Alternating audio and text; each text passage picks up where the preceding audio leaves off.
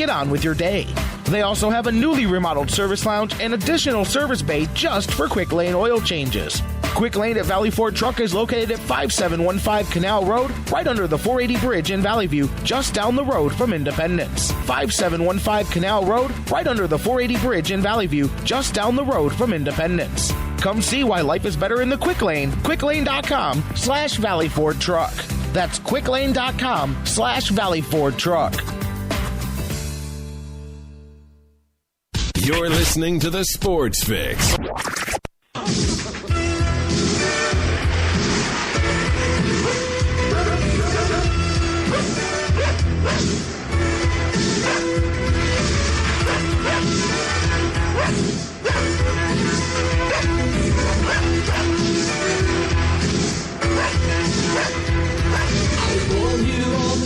Welcome back to the Sports Fix live across the Sports Fix Radio Network. I played this yesterday. You guys know I love this one here anyway. But, you know, last night, what a time. When this song was made was the last time these two teams played each other under the bright lights, the Browns and the Bengals, with real stuff at stake. Not in like week 1 or 2 of the season, but down in the home stretch. And I'll tell you what, are the monsters of the gridiron, the masters of the gridiron, whatever it is, are they back? I don't know, but last night they sure smacked the Bengals around in Cincinnati, and I don't care. Unlike anybody else, you're damn sure allowed to feel good about it today here on the Sports Fix. I can't wait to see what my man Jonathan Knight's got to say, because like we keep reaching those, well, if they, then maybe I'll. Well, if they do this, then maybe I'll start to believe. The latest one was, let's see what happens when the other team doesn't suck, when the opponent's trying to beat you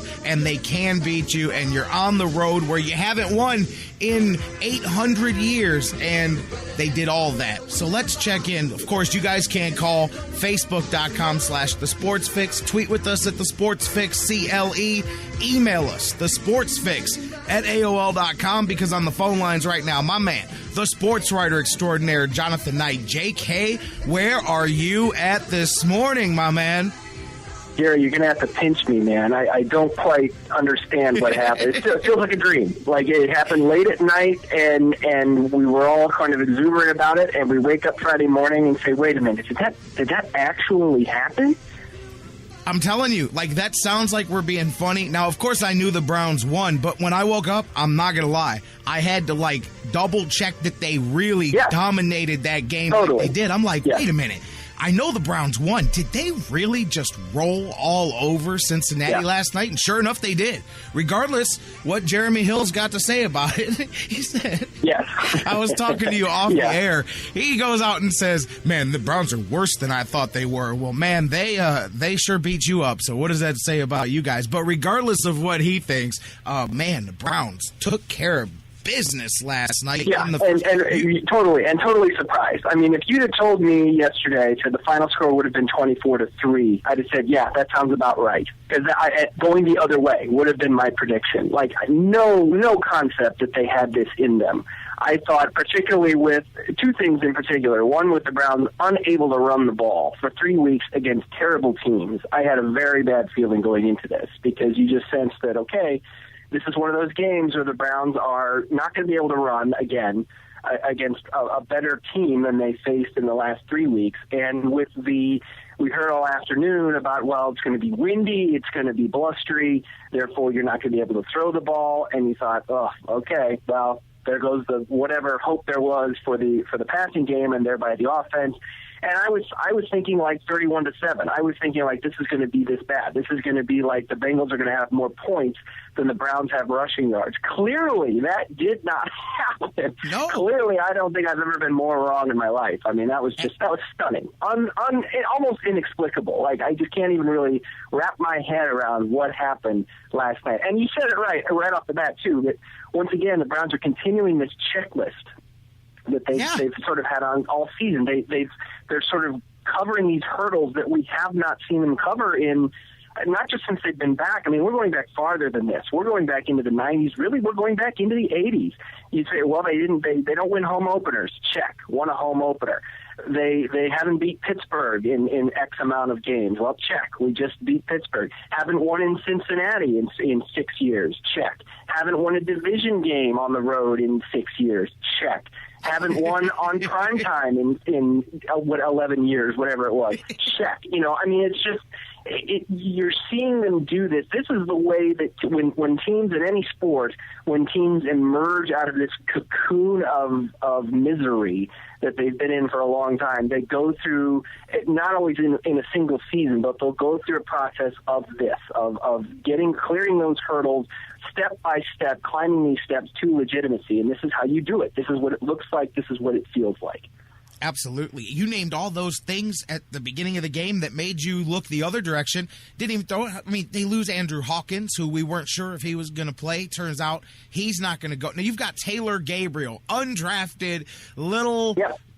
Taylor Gabriel, God bless his heart out there, playing the number 2 wide receiver spot across from Miles Austin, who was on the trash heap to a lot of people 6 months ago. Yeah. And no Jordan Cameron. No Jordan Cameron, and of course no Mack, no Gordon.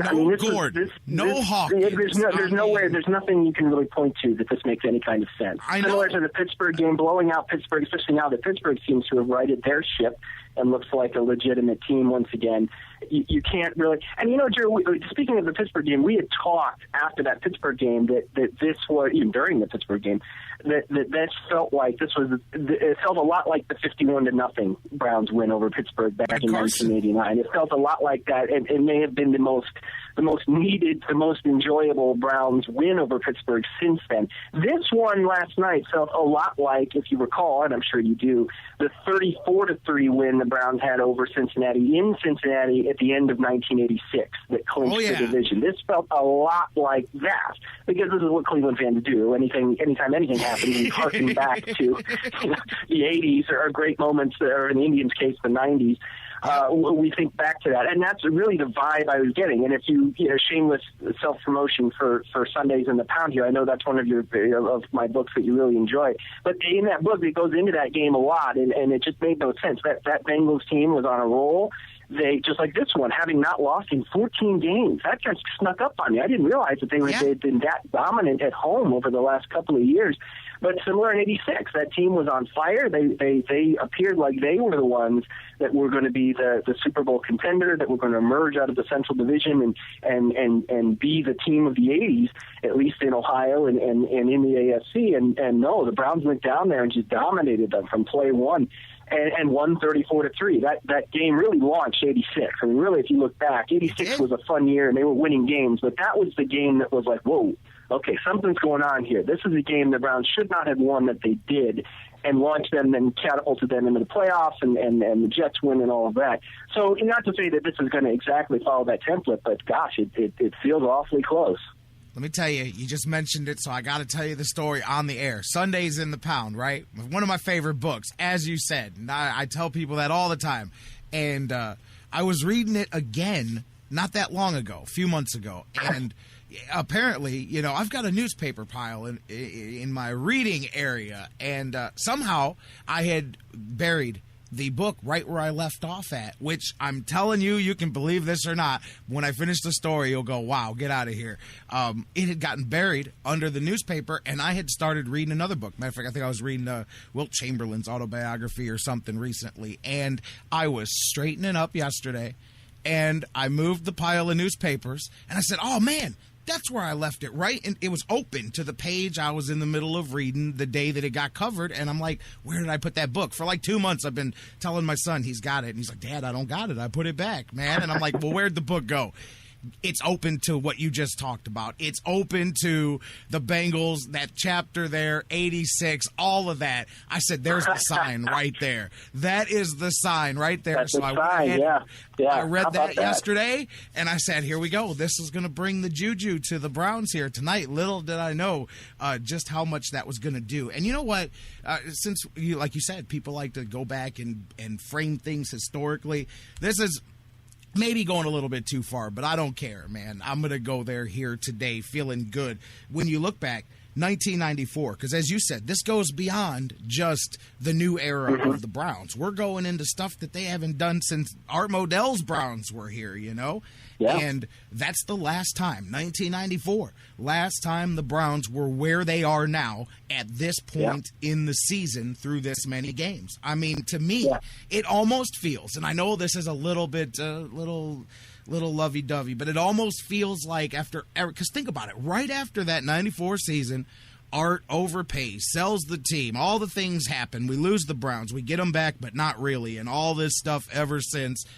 All of it goes back. That was the last time as Browns fans that the world had not changed, that everything changed since then. That was the last year that everything was normal in the way it was supposed to be, and it took this long for that friggin' franchise to get back to the point that they were at before the rug was pulled out in 95. It's kind of the way I look at it right now. Well, and you're absolutely right, because that checklist we talked about earlier, that is, they need to complete that checklist. It's not complete yet. There's still things, obviously, that need to be done to complete that checklist. But what that means, completing that checklist does exactly what you're talking about, and what we've been waiting for 15 years. We need a bridge to the past. We need a bridge to connect this regime to the last one. Because I think for as much as, the same uniform, same whatever, it just doesn't, there's such a clear delineation between the old regime and the new regime that and every statistic, every history, anything you talk about the Browns, you talk about, well, since they returned in 1999. No, that's not, we're trying to lose that. We're trying to eventually get to the point where we by having some success, we'll say, yes, this is like it used to be. This is how it felt before they moved. This is like how it felt before they cut Bernie. This is how it felt back in the 80s. And we've had little firecracker moments, not many, but there have been a couple here and there since they've been back, but never in the course of one season. Even 2002 and 2007 did not have the continuity that we have seen, at least so far to this point in this season. You need, and it's not just going to be this season. We're not going to build that bridge in one season. You need a few seasons like this. But this is how you do it. You need to connect that bridge so that it's like, yes, this really does feel like it's connected to the past, that we can connect Brian Hoyer to Bernie Kosar. Because right now it feels like Brian Hoyer, or everything since, has been a sort of an expansion team, really. I mean, it feels like it's an entirely new franchise. Like it's a new version of the Browns. We don't want that. We want to say, yes, this is the Browns. Everything's connected, and it is in so many ways on paper, but emotionally, I think we've lost that, and that's what we're trying to gain back. And last night was a big step in that direction, certainly. You talk about all of these bridges. The Browns, 21-point road win, largest since they beat the Rams, the L.A. Rams, back in 93. It's their largest AFC North, largest division victory since it became the North, period. It's the largest victory they've had, tied 21 points. It's the first Thursday night road win since 94 against the Houston Oilers. Houston Oilers, yes. All of these things, I mean, all of these that you named, it's just amazing, and that's what you got to do. Continue to knock those down, and you talk about the bridges. It's a small sample size, but Mike Pettin, through his first 9 games, third best start by a Browns coach in the franchise's history. Paul Brown was 7-2. Blanton Collier was 7-1-1, and Bud Carson also opened at 6-3, which is funny because we keep talking about 89, and you mentioned 51-0. And I said, Mike Pettin, when we hired him, I said he's got that Bud Carson, except the young version of Bud Carson feel to him by being a defensive coordinator. Well, because Bud Carson was somebody's grandpa by the time he came here, but he was a great coach. Mike Pettin is about 20 years younger, I would say, than Bud Carson was. Maybe I'm wrong, but it was definitely a difference in age. And Brian Hoyer, kind of the same thing. Browns, through their first 10 starts, as he sits 9-3, 8-3 if you don't want to count the game that he really didn't win, which I'll give you that. He's still second right now, behind only Otto Graham in winning percentage all time, which I don't necessarily, because it's a small sample size, that doesn't mean all that much to me. But also, first starts as a Browns quarterback too. So, I mean, those are all things. And now if you want to get crazy, the last time that a Cleveland Browns team started a season 6-3 and did not make the playoffs, 1979. I'm just going to throw that out there as we're checking things off the list. Every team since 79 that starts 6-3 went on to make the playoffs. Do with that as you will, JK, because where do we go next? Where do we go next? Wow. Who would have thought, Jerry, that we'd be sitting here in this first weekend